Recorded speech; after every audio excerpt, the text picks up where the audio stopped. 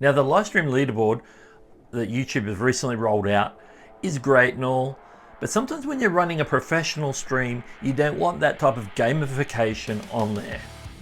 In this quick video, I'm going to show you how you, as a streamer, can disable leaderboard so it doesn't show up in your live chat. Here we go. So we're here on the computer on desktop in my YouTube studio dashboard. So if I was to set up a live stream, schedule it, or just set it up and then go live, then I'm going to go into the live stream dashboard.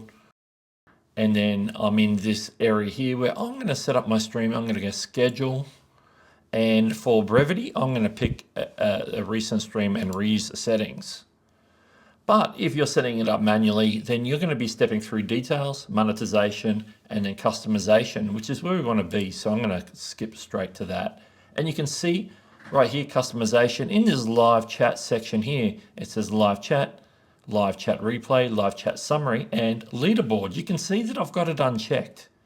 Now, if I hover over it, it just explains what leaderboard is. But basically, if I have it on, leaderboard will be on in my stream. If I uncheck the box, it will be off in my stream. So I make sure that that box there is unchecked. And then I go and finish setting up my stream. And then the leaderboard will not show up on my stream, on any device, for any viewer at all. So I can go through and finish my visibility and set my stream up. But in this case, I'm not really setting a stream up. And one other thing to note is that if you are a mobile streamer, currently that setting is not on the mobile version of the YouTube app. Okay, so this is how you do it on mobile if you're streaming from a mobile device.